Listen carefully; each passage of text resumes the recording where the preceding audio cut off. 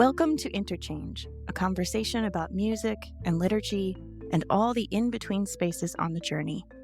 I'm your host, Kate Williams. On today's episode, I am joined by composer Tony Alonso, who currently serves as the Aquinas Associate Professor of Theology and Culture with tenure at Candler School of Theology at Emory University in Atlanta. Tony, thank you so much for joining me today. First-time guest, long-time listener. Such a long time. You're like an OG listener because you were in on the Tuesdays with Michael train. I was a huge fan of Tuesdays with Michael. I actually kind of lament the loss of that show, but this is fine too. This is, there's a time for building up. There's a time for tearing down. I know. Is Michael coming in? I miss him. No, I specifically told him to get out of here while I'm working. Be nice to that man. Yeah, I'll try. I'll think about it. Consider it.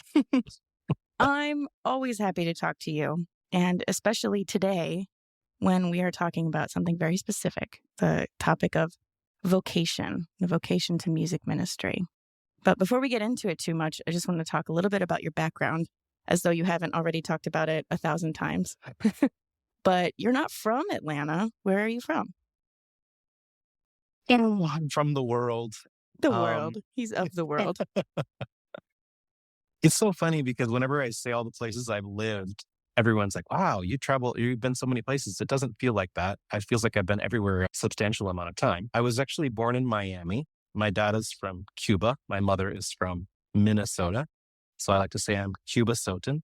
But when I was young, we moved back to Minnesota for my dad's work and to be closer to my mom's family. So I was raised in southern Minnesota, not too far from you. And I was raised in Austin, Minnesota, home of Spam, the canned meat, not the email. And my dad worked for that company, Hormel, his whole career. And then I went to college in Chicago at Northwestern. And from there, I went to Los Angeles, where I served as music minister at Loyola Marymount University. And then I came to Atlanta to pursue my PhD and miraculously ended up here as a professor, which surprised even me. Yeah. Well, it's a good place to be. I absolutely love getting to know Emory every time I'm there. We were just there this last summer for the Hymn Society conference that was held there.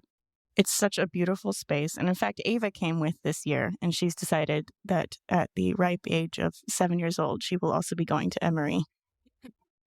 I think that was actually her second visit. I think her first visit was as a baby for my dissertation defense. That's right. It was your dissertation defense. Yeah. And then we all gathered around your piano with Don Salyers and toasted to you. That was fun. It was really fun.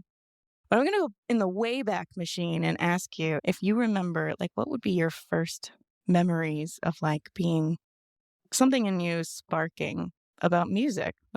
Were you a listener? Did you try it out first? Were you singing something and someone said, oh, he has such a lovely voice? Yeah. It's a funny thing. I used to sing all the time, around the house, many kids sing all the time, right? It's just part of what we do as children before we become inhibited. It's so wonderful. But I sang all the time, like most kids. And I had an aunt who was really musical. She loved to sing. And she listened to me singing around the house and said, this kid has a really lovely voice. And she was getting married at the time. And she said to my mom, hey, would you ever let Tony sing at my wedding? And my mom said, he's in third grade. He's not going to sing at your wedding. He's never sung anywhere in his life in public. And my aunt said, well, listen, I'm going to buy the sheet music. And I would love for you to maybe take it to a music teacher and see if he can learn it. And if he can learn it, cool. If not, if it doesn't work out, that's fine too. So she bought the sheet music for One Hand, One Heart from West Side Story. Oh. I know this was the Catholic wedding. I don't want the liturgical music blogs to go off the rails for this revelation that my first time singing in church was singing One Hand, One Heart from West Side Story. Still valid, maybe not listed, but valid. Wedding. Do not tell those Facebook groups. Anyway, so I learned the song. I took it to my music teacher. She taught it to me. I sang it. And my memory, I can't really remember the moment of singing it, but I remember afterwards on the way to the reception, I said to my mom, do you think anyone else is going to ask me to sing at their wedding? And she said, Probably not. You're in Oh, third grade. oh, mama. We have a very honest family. I mean, they're so supportive, but it was so funny. I remember saying, yeah, probably not. But that was the first kind of spark. Wow. Yeah. Probably not. And then, fast forward 3,000 weddings later. No more wedding. No more weddings. No more wedding. Right. Right. Exactly. Oh, that's amazing. I mean, thank God for your aunt I know. who first asked. I'm Yeah. grateful. I mean, that's kind of crazy, like to hear a third grader and say, you want to sing at my wedding. So Right. it kind of was a beautiful unfolding. Yeah. And it just so happened to be an experience of music, like in church, but you've had lots of music making opportunities, both sacred and secular. And obviously, your studies at Northwestern gave you lots of different insights about the way that music might unfold in your life. And yet, you still chose a path specifically for ministry. Why do you think you ended up doing that instead of, being a performing artist in a secular scene? That's a good question. I really do think there was a lot of providence to it. I like soon after that wedding debut, I had my fourth grade teacher also happened to be a music minister at my small parish, and she was starting a youth choir. And by choir, I mean there were like 5 of us. It was very small, very modest. And in my fourth grade class, we had to write on a famous person. And I wrote mine on Stevie Wonder. And you had to like give the presentation as if you were the person. And so I said, I'm Stevie Wonder. I was born, did this. I wrote these songs. And I ended my presentation by singing I Just Called to Say I Love You in my fourth grade class. And that was the first time she had heard me sing. And she said, hey, will you join my church choir? And so that was kind of the first, so much of it, I think, is that invitation, right? Yeah. Like from someone who just says, hey, come and join. And that doesn't mean it holds for everyone. But for me, making music in church really became almost like immediately just something I felt very like at home at doing it. And it's not that I didn't like singing and performing, but there was something just grounding about making music in church and about it not being just so much about me doing something for people, but kind of trying to invite people into something that somehow I felt in my bones from such an early age. I remember soon after that, I started cantering. Like in fourth, fifth grade, I was cantor because, I know like you grew up in a small town too. Mhm. And although, I love like the incredible music programs of the big cities in which I've lived and which, you and I have led, there is something about that small town experience where there's opportunities for leadership in these kind of informal ways from a very young age that I don't think happen in these really professionalized situations. For better and sometimes for worse. But so I had these opportunities. I remember cantering Holy Thursday Mass in fourth or fifth grade. Oh my goodness. I know this is a GIA podcast, but I remember my dad marking my music issue with like small Post-it notes for each song. So I knew what one to turn to. And he'd write Oh like my communion goodness. on the side. And yeah, It's a whole family affair. Like all of the ingredients needed to like be a part of your formation. yeah. And they weren't even, my parents aren't musicians per se, but they were always super supportive and Yeah. enthusiastic. And yeah, so making music in church really became the fundamental place. I mean, I still was in choirs and did all kinds of music making in high school, but always coming back to church. And then I started a small group of my own in high school, the Alonso Ensemble. Maybe you can find the original What? CD Wait a out there. second. I've never heard about the Alonso Ensemble. Yeah, there's the CD. What? You know what the CD is called? What?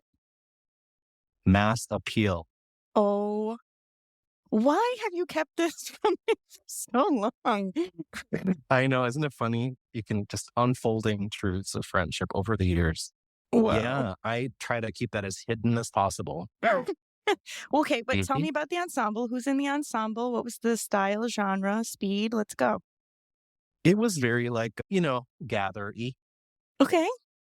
like Haugen, stuff like that. Okay. There were a couple they were all covers. I think there was like one song that I wrote, I think, on there that I actually later published. Oh, what? Yeah. Which one? It's from the very first collection I did with GIA. It's called Jesus Give Us Strength. Oh Do you my even know that? goodness. I don't think I do. Yeah. but I'm definitely going to look It's it up and it's plug definitely it a in right B or a here. C or a D side. But it it was called Jesus Be Our Strength at the time. But that was on my original. Yeah, we recorded it in one day, just like in a church in my hometown. Oh my goodness. Is that the first like original composition of yours? Probably. I mean, I'm sure there were other little ditties here and there. I mean, I remember trying for some reason, like the first music that I tried to write was church music, and it was all pretty bad. But I remember writing one song, and my mom, who was so nice, but here's another story of her honesty with me. I remember playing this song over and over on the piano one day that I was trying to write. And she said to me, "Why do you keep playing the Band-Aid song over and over?" And I was like, Oh what do you mean?" And no. she's like, "I am stuck on a Band-Aid." I'm like, "Oh, damn, burn." Well, that's when moms come in handy, you know? Other people Yeah. might be a little too shy to tell you that, but Tony, I'm sorry you just wrote the Band-Aid jingle. Yeah. Yeah, that one never did get published. Shocking. Yeah. You never know when it might come across your desk, though. Yeah, no, we do that all the time actually when we're reviewing submissions. I'll start playing through one and I'll be like, "You guys, wait, this is another song." And then I like can't move on until I think of what other song it is. And then we have to decide, is it too much like that song to even consider? Or could we make little tweaks? Whatever. So the Right. Band-Aid song is your jam. I mean, it is a bop. There are only so many notes out there. There's only so many notes out there. Okay, but like, it sounds like your mom and dad were pretty supportive from the start, but did they imagine you like, were you supposed to go to college for music or were you supposed to like be a doctor or something? Wow, great question. Yeah. No, I was clear that I wanted to do music.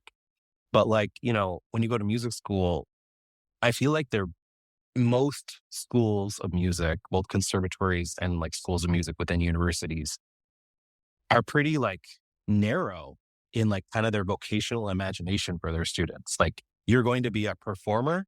Like in the case of Northwestern, like I went into vocal performance. The whole thing is focused on being an opera singer. Like everything is kind of forming you for that journey. And it's not to say other kind of formation doesn't happen, but that's kind of the vocational intention, I felt like. Uh-huh. Or you're going to be, a teacher. Uh-huh. You're going to be a performer or a teacher.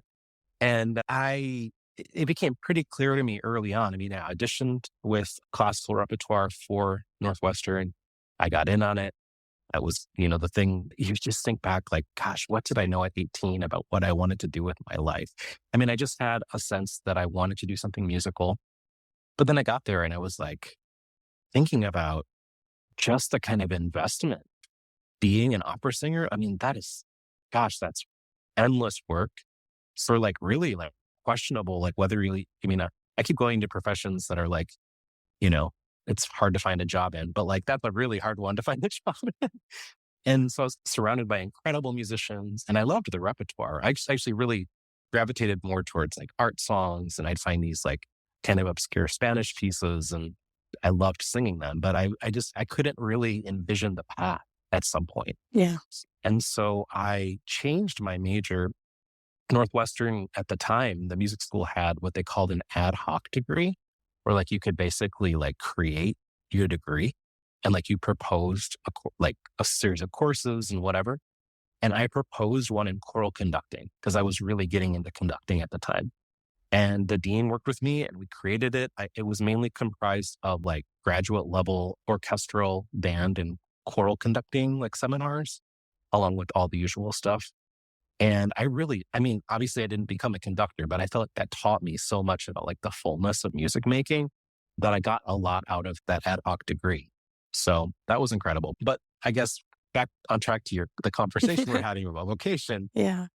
is I was ministering in churches all through college. I mean, I had no life. I mean, my friends used to make fun of me like, oh, Tony's not going to come out with us on Saturday night because he has to be up for like 35 masses on Sunday or whatever. Wow. So, but it never felt so much like an obligation. It just felt like something I needed and wanted to do. Like I really loved it. And it was a completely different experience being in suburban Chicago than in the small city where I grew up. I mean, different resources, different expectations. And so I learned a whole new side of music ministry. And I began to see like the possibility of it for being a vocation and a career. Because I think that's important too. Like at that age, you just got to start thinking about like, well, how am I going to get health benefits? And how am I going to like survive? And I began to see models of people who were doing it for a living and loving it and thriving. And that opened up that possibility in my mind. Yeah. Well, I want to hear more about the models that you saw, because for me, like, I didn't have a lot, but I think probably most of the listeners know that I've known you for a very long time, since I was a teenager, in fact. But it was because like I knew that you were pursuing, an education in music and a life that is answering a call to the question about how can a vocation of music fit into a ministerial world. It was because I knew you and I saw you doing it, but it always just seemed, because I didn't know a lot of other people doing that as a career, being from small town Iowa, everybody who did the music was a volunteer. Everybody just did it out of the goodness of their heart, varying levels of education or experience or even talent, but just doing it because that's what they felt was a part of their life, if not their whole career.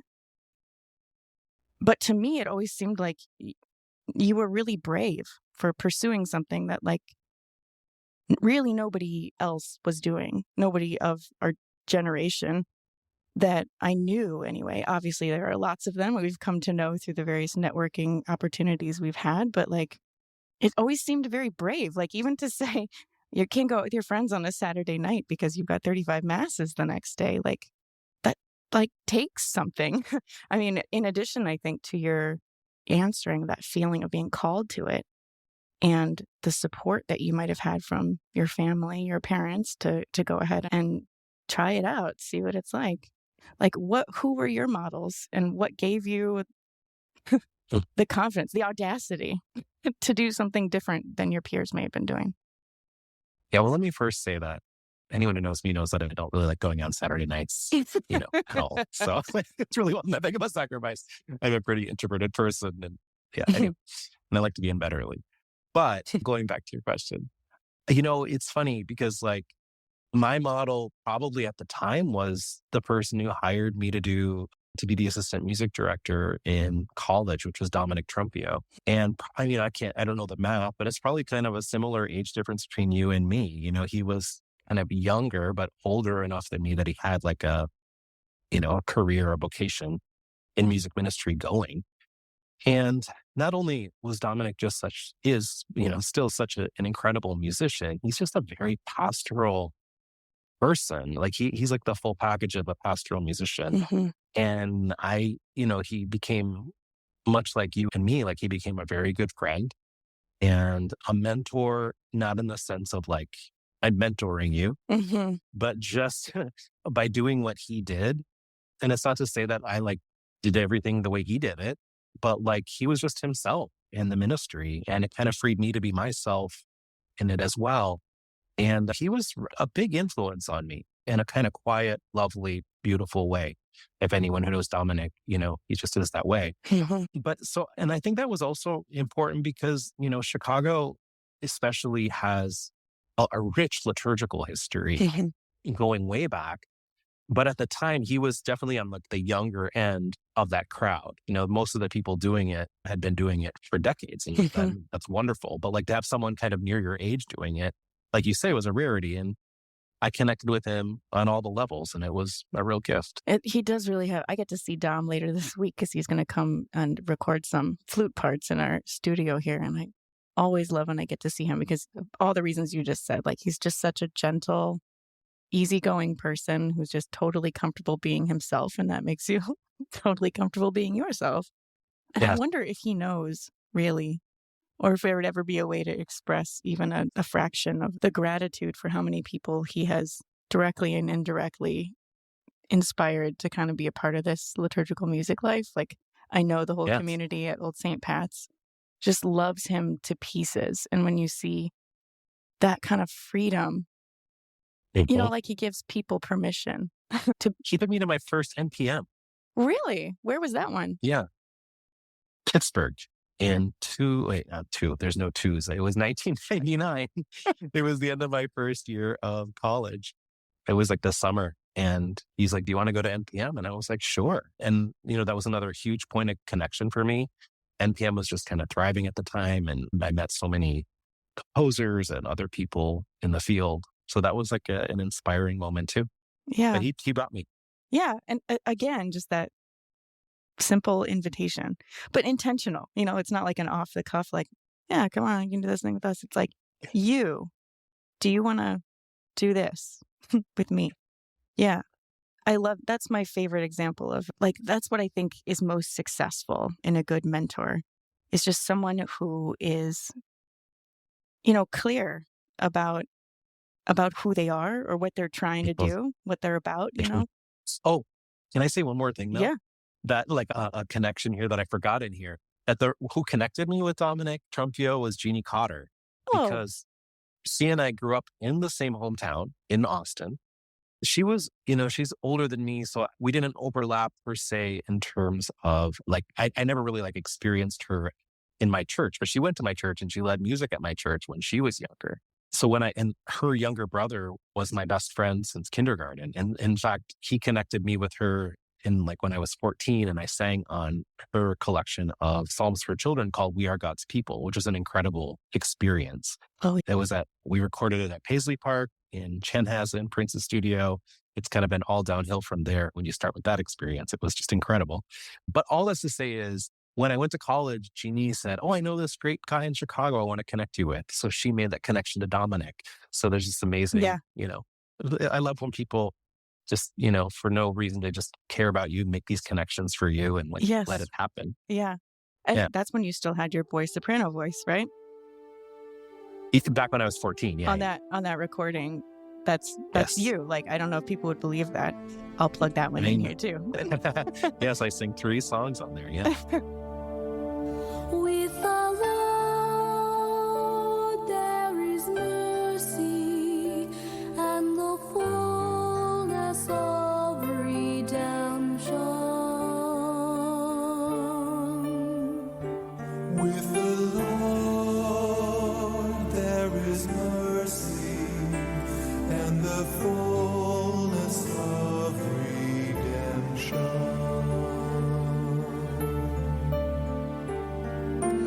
From a sea of troubles I call out to you, Lord. Won't you please listen as I beg for mercy? With the Lord there is mercy and the fullness of redemption.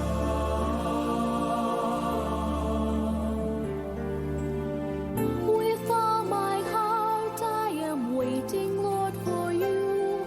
I trust your promises. I wait for you more eagerly than a soldier on guard duty.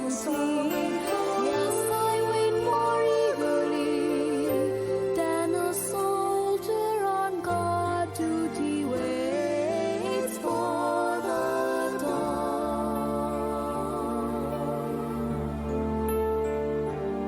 With the Lord there is mercy and the fullness of redemption.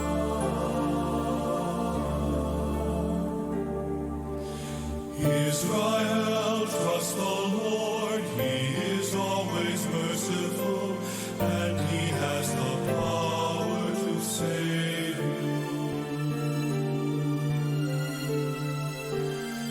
With the Lord there is mercy and the fullness of redemption.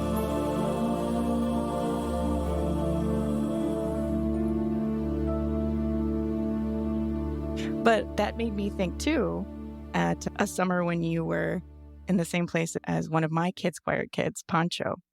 And Mhm. he was probably about the same age. And also his voice is starting to change and it just absolutely terrified him. But because you were there, you were able to, like, from a place of experience, just kind of, I think you really inspired him. Like, I think he holds that memory very dear and knew that Sweet. because, you got through it, he would get through it too. And he actually did, like, went from this beautiful boy soprano voice, and now he's just an incredible tenor. Like, I want to cry every time I hear him sing. But that same, like, because he knew me and I knew you, and I could say, you'd be much better at kind of Mhm. softening this place for him into the next chapter of his life. I I'm love glad we that. could make that happen. Yeah. Yeah. Yeah. But back to, like, just the audacity and the permission or the gumption or the bravery. Like, why liturgical music composition? Right. Yeah, that's really where the audacity came in. I mean, because I just had this desire from the time I was like 16 or so to write music, but it felt very other to me. Like I felt like I could not do that. Like there was something just Hmm. distant and ethereal, magical about it, Hmm. which is funny because a lot of my scholarly writing about music, to the degree I do it, I don't like to write out music that much, but I get invited a lot, is about demystifying that. Because I feel like we hide behind that like magical quality when it's just usually a lot of work. Yeah, yeah. And so when I started kind of deciding to write, there was kind of an audacity and just kind of just a lot of trying and failing and Mm. trying and maybe thinking I succeeded, but still kind of failing. But I guess again, because I had models of like, of course, I had sung all manner of music, mostly classical music through college, and even before that, when I was growing up, most of my music was classical, whether in oral or in voice lessons.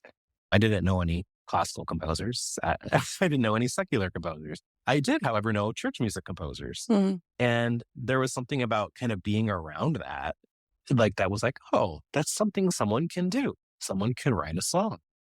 And I loved the idea of writing a song for a purpose. And I loved writing a song with the idea that the purpose was people participating in it. Hmm. There was something beautiful about that, like something that just kind of inspired me and then I understood. Like, I like a purpose when I'm writing.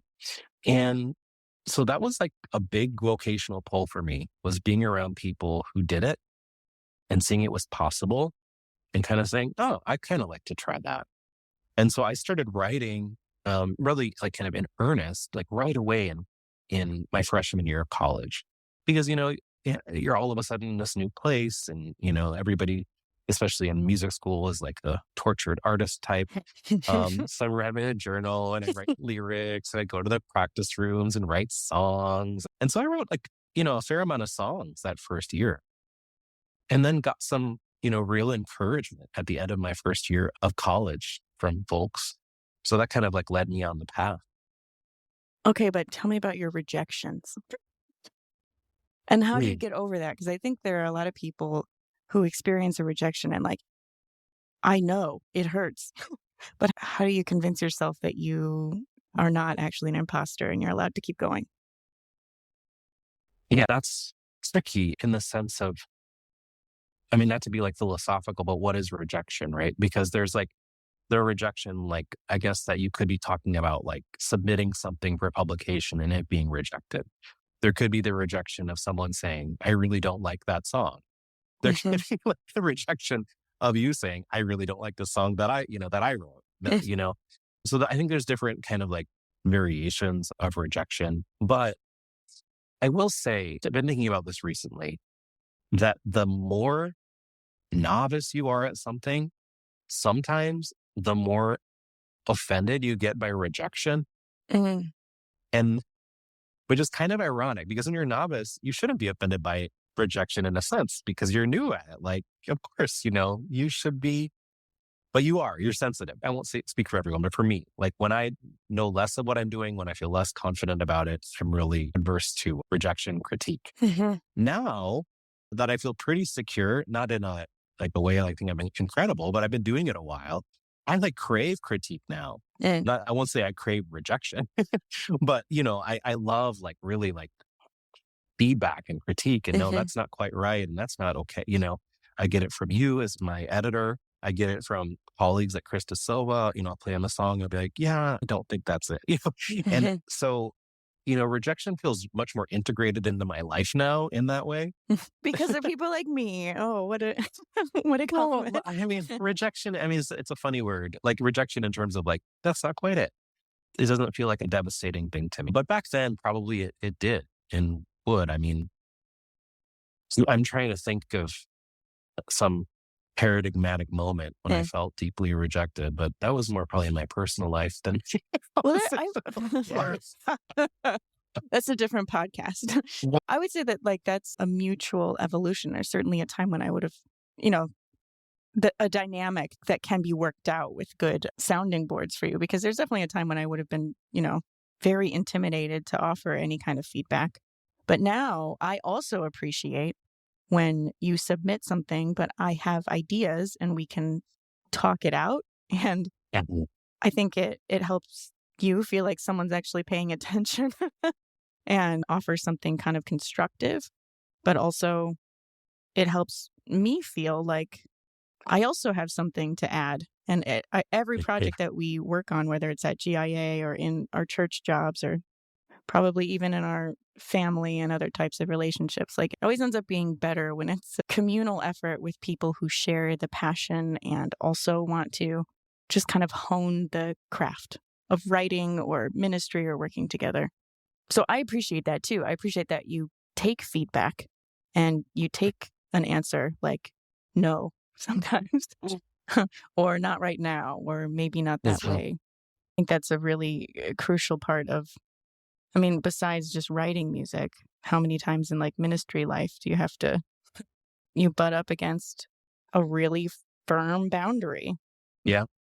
Some of them absolutely appropriate and some of them a little bit mystical when we're working in church life or in with the various hierarchical power dynamics that sometimes Yeah. don't make sense, but we still have to figure out how to work within that framework of what is going to be allowed, acceptable.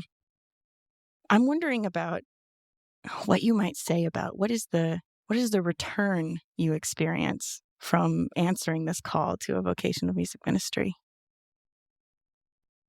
Whoa. I always think that, especially like lately, my vocation in music ministry is largely as a composer, right? Because I'm not a full-time music minister anymore. I'm a professor of theology in which I, get to address issues around liturgy and music, but it's not like my full-time work, but I still compose regularly.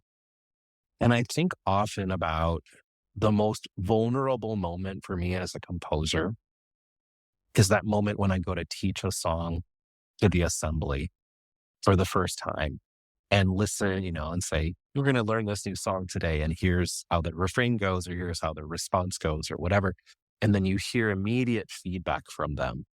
And it's like wonderful and terrifying because it's wonderful because like it's the honor of crafting something that is going to be this entire assembly's prayer in all of its beauty and messiness. It's terrifying because it might not work. And unlike like other forms of music, like a popular songwriter or a classical composer, where you might have professionals and they'll play what you write. I mean, there's no real like, yes, there's, standards and people can judge it and all that, but they will play what you write. And like, no matter how difficult, awkward, not well-crafted or well-crafted it is, they will play it. In assembly, like they're not professional musicians. So they're going to give you immediate feedback if what you wrote works, like in the voice of an untrained assembly, immediate feedback. And so, this is kind of a roundabout way of answering your question, but I think the return is that wonderful reciprocity where you're learning something from them about whether something works or not. I mean, that doesn't mean like just because they can't sing it immediately right the first time, it's, the end of the song. But, if you keep trying something several times and they're stumbling at the same place every time, that's an invitation for you to go back and consider whether or not it's kind of working. So you're getting that feedback and you're also giving to them. So I find this marvelous exchange in that. But the biggest return for me is I love kind of the anonymity of writing church music. I mean, people that listen to this podcast in our little world, might know who all of these, random players are, that you're this and I'm that and whatever. But like really, it is apart from a very small group of people, writing for the church is not like a public thing. Mhm. So I love going to a church and just hearing something that I compose, that others compose, and just knowing that it's just part of the fabric of the season, the liturgy, and that it's working for them to give their full praise and lament before God. I mean, what a gift, what a treasure. I love that feeling. Yeah. Yeah, me too. How did you decide then, after all these amazing experiences, making music full time? How did you decide to pivot to more of a depth of theological study, which led you into being a professor? Yeah. So at the time, I mean, I definitely was not a person who saw myself going on for advanced study at all, like graduate study. But I was working at a university like I said, at Loyola Marymount, Los Angeles as the music minister. And, quite like just honestly, one of the benefits of working for a school on the staff is you get to take courses often for free through tuition remission programs. So at the time I was pretty well published in church music, or starting to be, and I had a degree in music, but I really didn't have any formal theological formation. I had a lot of incredible mentorship over the years. But I really, as I continued to write texts and write for liturgy, I really wanted deeper theological formation. And I had this opportunity to take classes. And so I just pursued a master's degree in theology and a course by course the first couple of years, like because I was working full time. So I took a course here, a course there. And I loved it. I mean, it was challenging and stretching. And, it's interesting. This whole, arc was in the wake of the real constant and strong revelations of abuse in the church. And as a music minister, week by week, being a part of the liturgy in just a fundamental way, I really began to think a lot about how structures of power and authority are embodied in the liturgy in particular ways. And I was kind of connecting those with some of the abuses that I was seeing reported in the news, and abuses even closer than that I was aware of. And so as much as, music can express certain things that language cannot, sometimes you really need to go to language to kind of make sense of these experiences you're having in your body and in your head week by week. Okay. And so theology became for me a way, especially ecclesiology, liturgy, and ethics. I would say those three fields really became the nexus of my first theological reflection, trying to make sense of these experiences I was having as a liturgical musician. So I became really passionate about it. And I wrote a lot of essays about those issues in my master's program. And I had some incredible mentors who said, have you ever thought about, pursuing this beyond a master's degree? And I was like, absolutely not. That was like my aunt asking me to sing in third grade. Yeah. It's like, what? Yeah. No way. I really had not thought about it at all. But once again, someone asked, right? Someone invited the possibility of the question. And I began to think about it more and more and feel a certain calling to it. I also, just to be completely honest, I was at a point where I knew that I didn't want to be setting up microphones every Christmas and Easter for the rest of my life, which I know is not the most romantic answer to the question. But I also was starting to feel that like a little bit of burnout, honestly, because I was about 10 years into doing it full time and I loved it, but I just didn't know if I could do it with the same level of joy for 20 or 30 years. So anytime I meet a pastoral musician who's been doing it for 30, 40 years with the same level of joy, passion, and commitment, I am truly amazed. They are heroic to me. Because after doing it for 10 years full time, I was like, I'm starting to feel a little cynicism creep in. I don't want to be the cynical church musician. Yeah. Yeah. And so I needed other outlets. And I always thought to myself, well, I'm going to get my PhD, even if there's no job at the other end of it, because I just felt so passionate about the call. And I figured, the worst case scenario is I go back to music ministry really well formed theologically. What a great outcome, you know? So it happened that there was a job on the other end of it. And of course, the ironic thing now is, it's always the balance of life. I miss being a music minister on a regular basis. So I'm always trying to integrate these parts of myself and find opportunities to remain grounded in the church. Because I think that's one of the dangers of quote unquote professional theologians is we can, kind of float above things in ways that are not helpful for theology. So I'm grateful for friends and communities that hold me accountable to the church as it is and not just as theologians imagine it to be. Yeah. You're reminding me of my own trajectory towards the master's program at CTU was because I was working full-time in a church and I was just having a really hard time with the dynamics, mostly pastor staff dynamics. And I think it was Megan Kennedy Farrell who told me about the Bernardin Scholarship. Because on a ministry salary, there's no way I could have imagined affording more education for myself, no matter how much I would have wanted it. But I really said yes to that pull because I was so angry and distraught and cynical about my current situation that I wanted like some kind of lifeline through community, both the living community at CTU, but also that community of historical, faithful men and women who've been also wrestling with some similar stuff that you and I wrestle with today. And it really was a lifeline. It really did serve as it was a life raft in the midst of a lot of uncertainty. I'm wondering, this might be the good time to ask you the question, some of which you've already answered, but I'm always curious about what you think, what difference does it make to work as a music minister and all of the different facets that you have had an experience to? What difference does it make in your life? And what do you hope or have you known to be true, to be the difference that it might make in our church and in our world? Well, I'm not deferring your question. Well, I am deferring your question, but it's because I want to linger with something you said, which is about, when you pursued your degree and you found a space to process and make sense of these things. I think that is so important for music ministers, because we experience a lot and in ways that no job description can capture. Even the most, bullet pointed, endless one doesn't capture how much, honestly, among the many wonderful things, grief and trauma that we absorb and as part of the loveliness and beauty and depth of the ministry.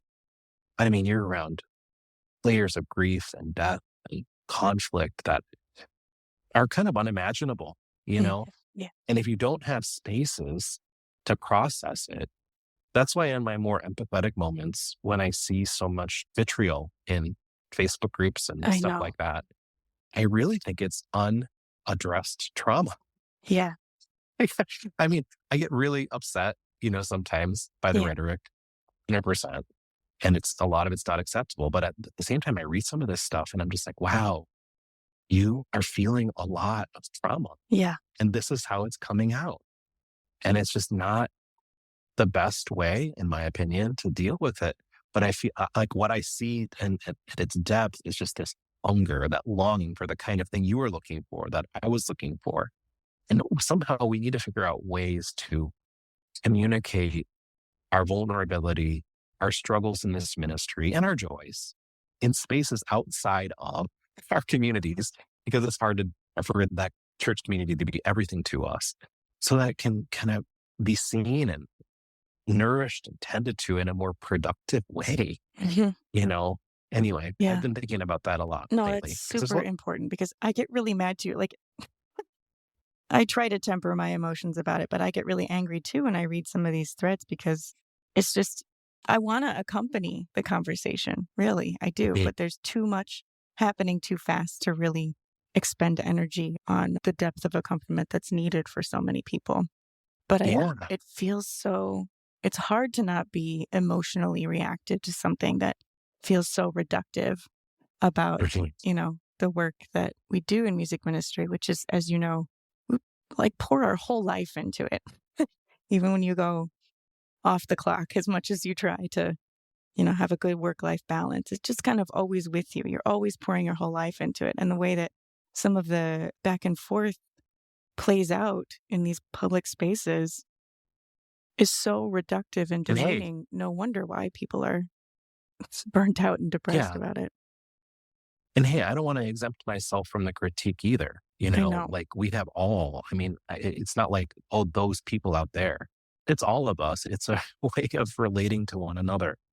I saw this quote a while back that said, certainty so often masks insecurity. Mhm. And I think that's so true, like in myself, like the moments I've like been so black and white is often kind of masked a kind of insecurity.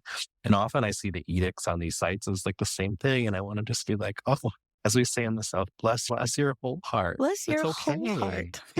It's okay. Yeah. Anyway, but I want to go back to your question. Okay. And the question is about what difference does it make Yeah. in myself and in the church, right? Yeah. I think that music ministry has made an enormous difference in my life in so many ways, but the one that I'll kind of focus on here is learning to pray with, love, and sing across deep difference in praise of the one triune God. It is something that carries over into every aspect of my life. And it's not to say that I always get it right by any stretch of the imagination. But when I feel like at my fullest in the ministry, I feel that fullness of all of God's people, the people I love, the people I struggle to love mightily, being bound together in this song. Or I shouldn't say this song, these songs, right? Mhm. Because it's not one song. It's so many beautiful songs that form this tapestry. And the other thing is, I have a deep, maybe too deep sometimes, just sense of the whole arc of life. Hmm. Because in music ministry, I think short of being an ordained pastor of a church, you're kind of second or co-equal with that pastor in experiencing the fullness of life's moments, births, baptisms, anointings, deaths, confirmations, first communions, and all of the other devotional, cultural celebrations that make up a person's whole life. The songs that they will sing, that their mothers will sing around them, at birth, the songs that will be sung, to them as they die, the songs that will be sung after they die to sing them home to God. I mean, I have I get chills at, I know, I honestly, just got them too. every time I think about what an incredible honor it is and how hard it is, but incredible honor it is to accompany people through that fullness. And it like really has totally reshaped how I see almost everything in my better moments when I can get out of my, my own certainties and whatnot, and can be called back to like seeing the fullness of life that I've experienced in parish communities that I've been present to.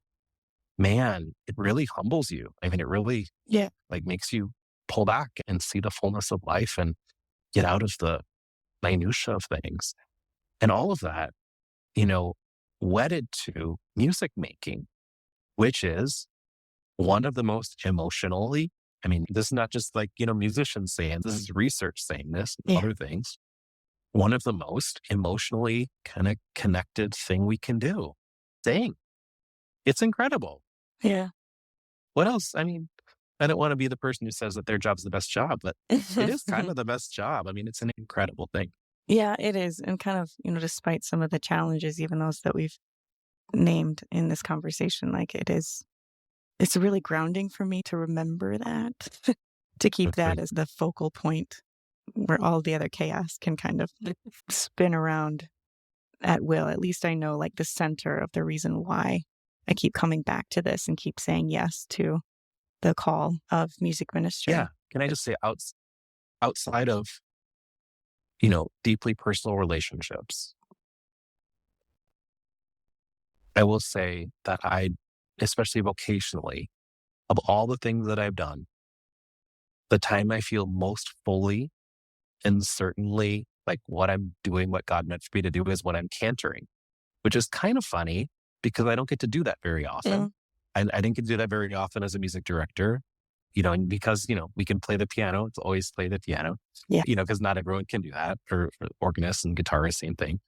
Teaching, I love all of these things, but the time that I feel like most grounded in the earth and in God's purpose for me is like leading an assembly through the ministry of cantering.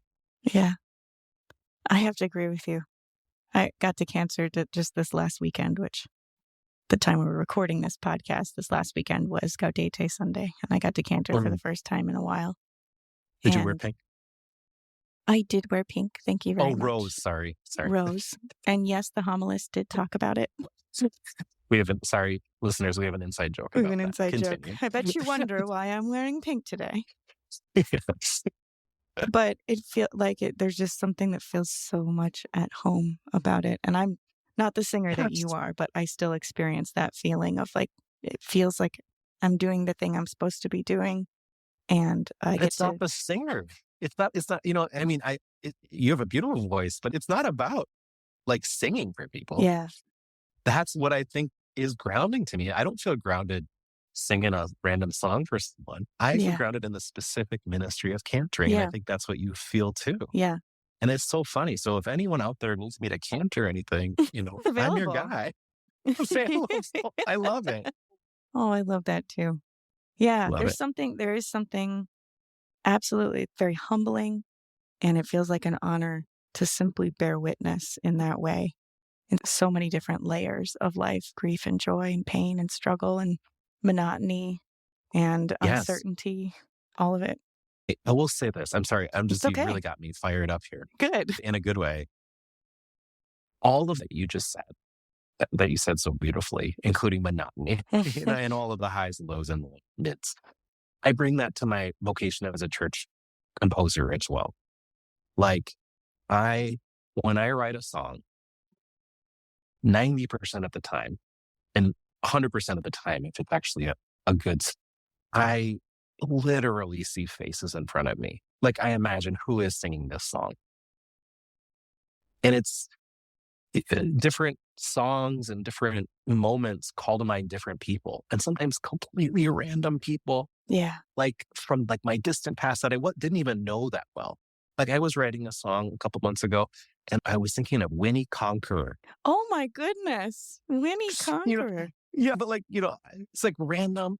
It was a lovely parishioner at St. Nick's in Evanston where I used to work. But like this, like my whole mind is like imprinted with all of these people who kind of come and go as I envision like this psalm, and I like look out and who's singing this psalm. And I literally think of that and kind of pray with those people while I'm writing, when I'm doing my better work. And what a gift.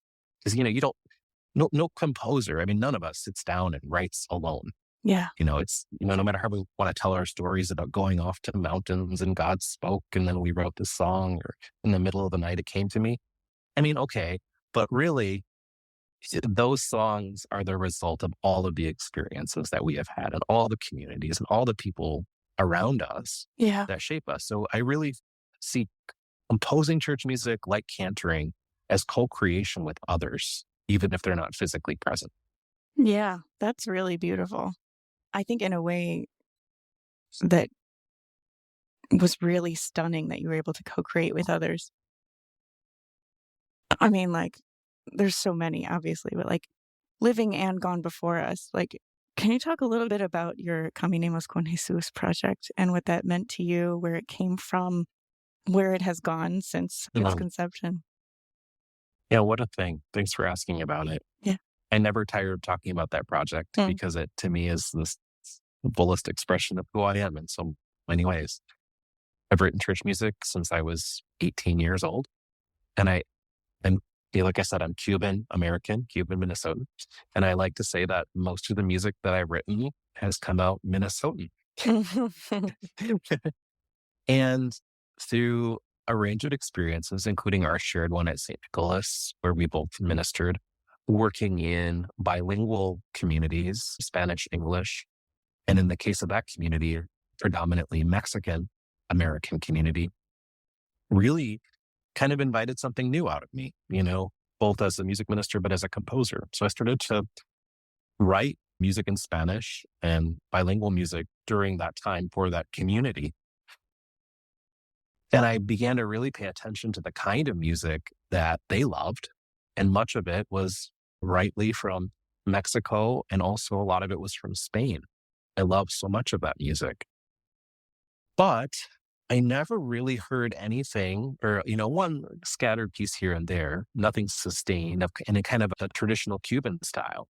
And so I began to kind of just wonder in my mind what that would feel like, what that would sound like, and I'd sometimes say to people, I guess someday I want to do a church music project that really incorporates my Cuban heritage. I love Cuban music, especially like traditional folk music. My grandfather used to give me countless cassettes and later CDs of Cuban artists he loved in Cuba. He would give them to me like he was giving me homework.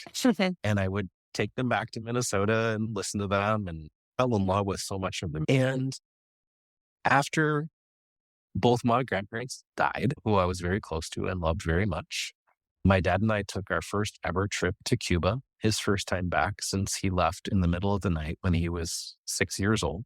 All of those things began to it really inspired me to say, hey, you need to do this project. And, it was like a beautiful timing in so many ways, even amidst that grief, in a practical way, because you were relatively new at GIA in your role, at least the role that you're in now. And you had just hired Peter Kolar to start investing more substantially in Spanish language resources. And I had been waiting for that for so long. I love GIA so much, but I felt like we were behind the ball. I mean, just to be honest, for a long time relative to others who had invested a lot. And so I was really excited. And there's no one honestly better to work with than Peter on bilingual music. I mean, he's just so meticulous and thoughtful and all of the things. So I finally began to say okay, this is like a moment where the stars are aligning. So I went to you and later to Peter soon after. In fact, I think I had an email in his inbox on his first day, which I'd like to do to people. I think I did that to you with Revival. But anyway, we can talk about that another time. And I said, I've had this dream project. I don't know how it's going to happen, but I want to do it. And I'd written a couple things that I thought might work, but certainly not the fullness of the project. And that, as they say, one thing led to another. And you two, I think, flew out to Atlanta. We had a meeting. You guys were enthusiastic about it. By this time, I had written more songs, and it kind of gradually unfolded into this beautiful thing. But I mean, back then, in that meeting, we didn't have an idea of where we were going to record it, who was going to produce it. Yeah. And we were very clear that we didn't want this to just be let's add, Spanish, churchy words to Cuban beats. That would be a disaster, right? We wanted this to be fully, deeply, authentically Cuban and Cuban American, actually, to be quite honest, because that's what I am. And one of the most exciting things was I began to see in these forms of Cuban music a real dialogical way of singing, which is kind of to me exactly it's fully liturgical.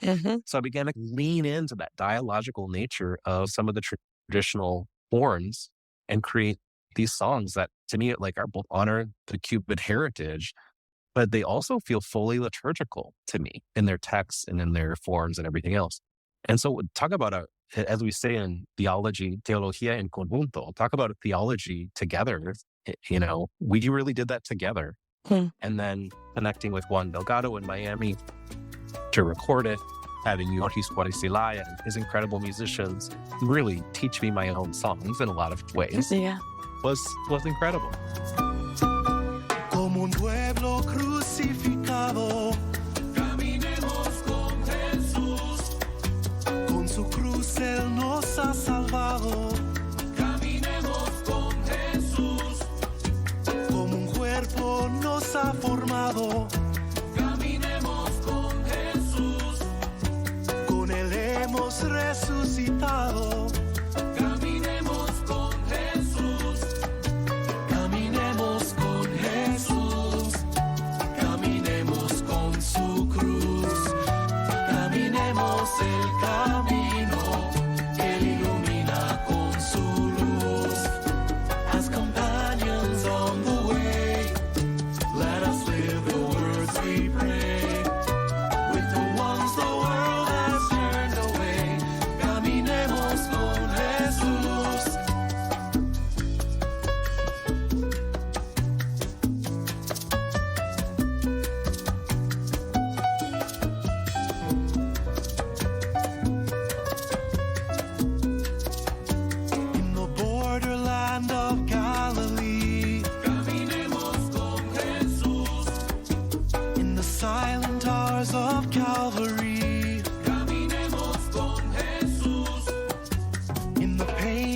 His humanity. Caminemos con Jesús.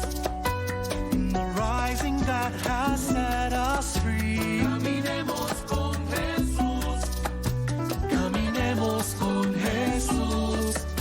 Caminemos con su cruz. Caminemos el camino. Él ilumina con su luz. As companions on the way, let us live the words we pray. With the ones the world has turned away, caminemos con Jesús.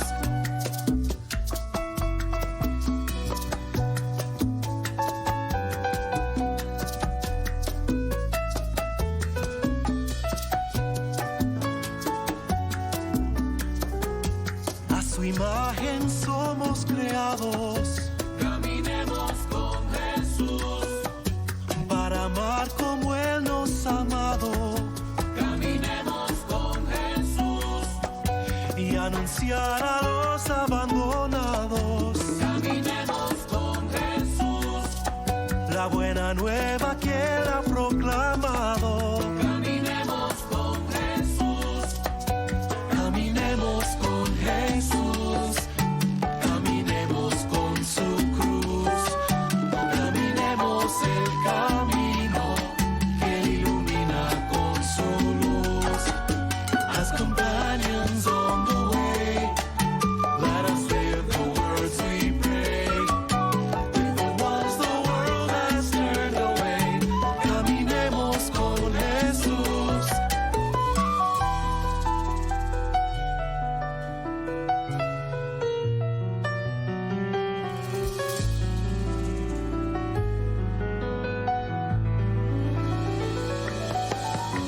In broken bread we recognize. Caminemos con Jesús.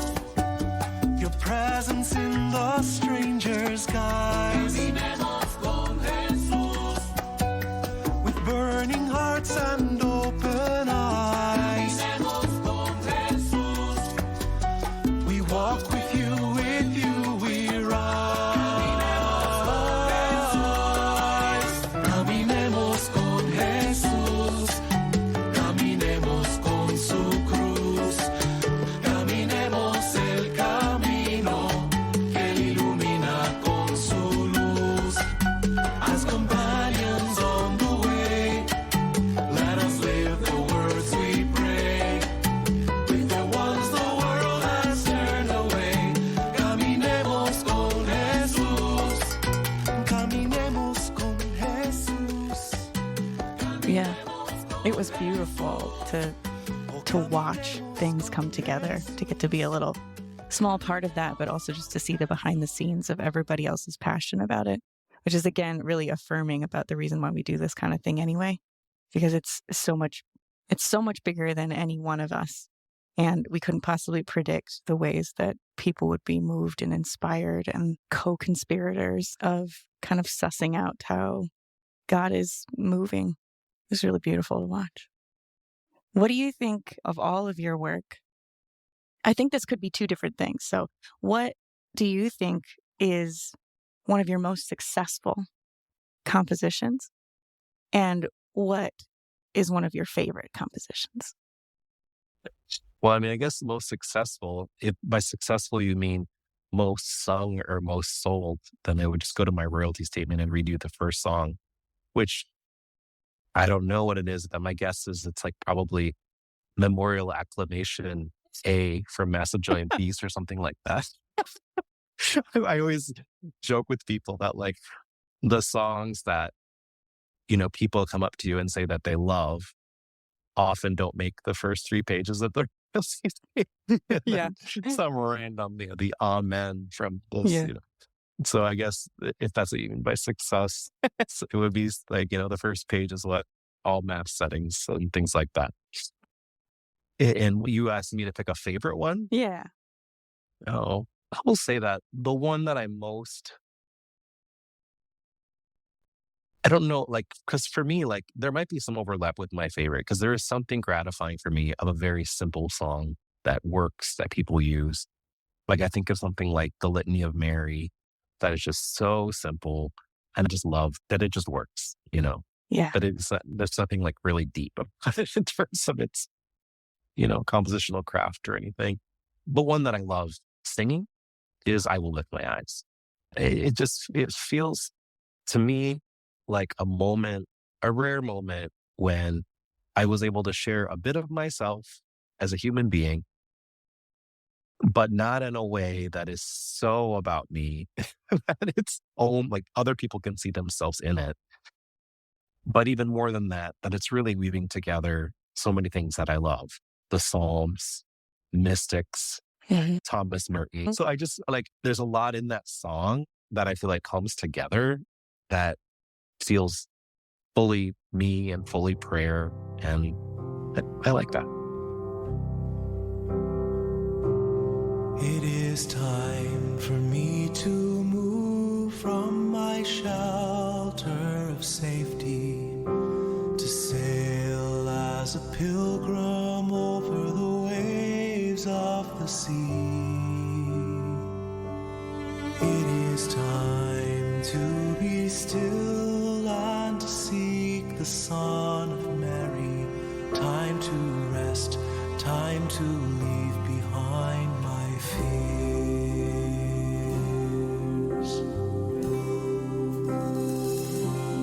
And I will not fear the storm, though it rages around me, for slowly I am learning to place my trust in you, to forgive every hurt and to loosen every burden, to let go and to follow where you lead. I will lift my eyes to the mountains. From where shall come my help? My help shall come from the Lord. So I'll walk in the light of the path set before me, for I know your love will show me the way.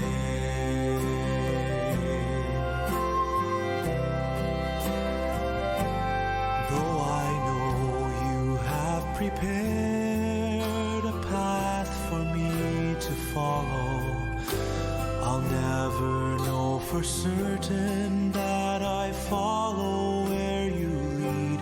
Still I trust that my desire to please you will guide me, and I trust that you will keep me from harm. I will lift my eyes to the mountains. From where shall come my help?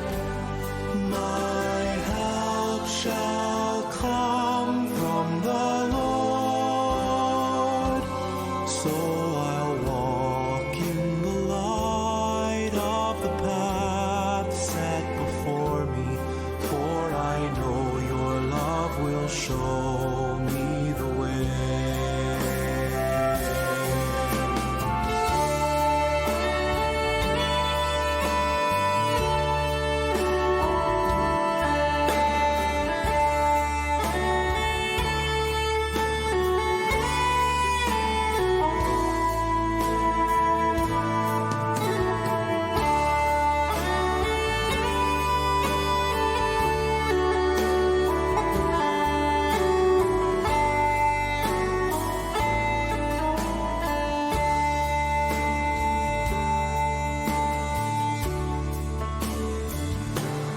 I may stumble, I may fall and get lost on the journey, and my path will surely lead me to the shadow of death.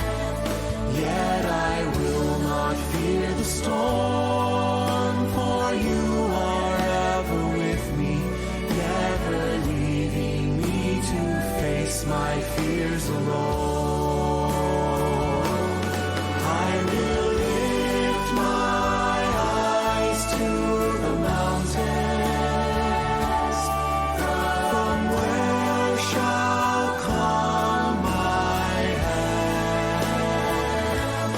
My help shall come from the Lord. So I'll walk in the light of the path set before me, for I know your love will show me the way. I will lift my eyes to the mountains. From where shall come my help? My help shall come from the Lord. So I'll walk in the light of the path set before me, for I know your love will show me the way.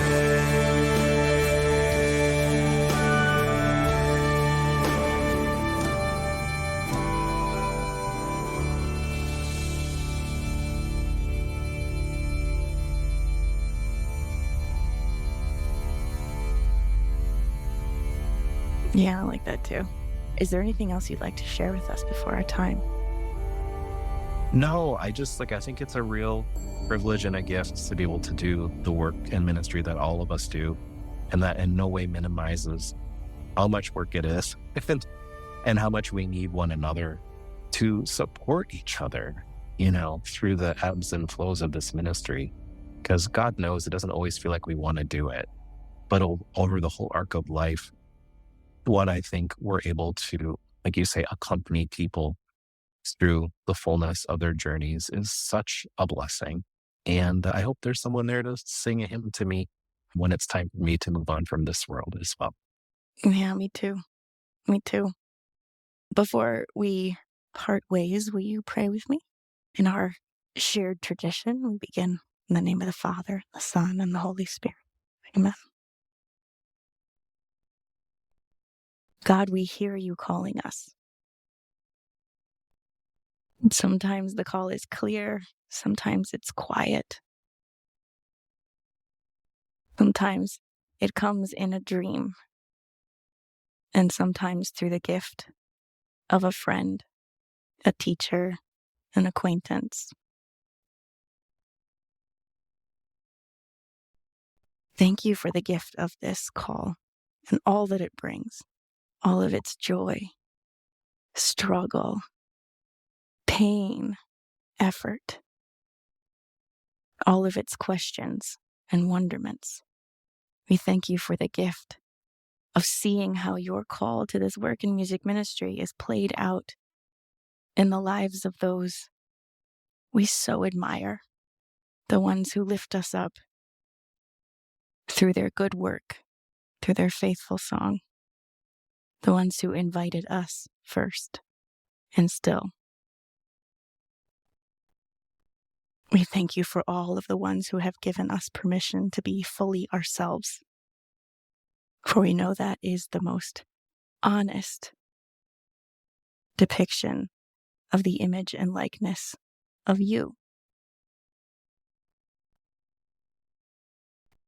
And so we may always remember that gift of one another. So we may always be lifting our eyes to you, God, to the heavens, to your promise, lifting our voices back to you, surrounded by the gift of one another.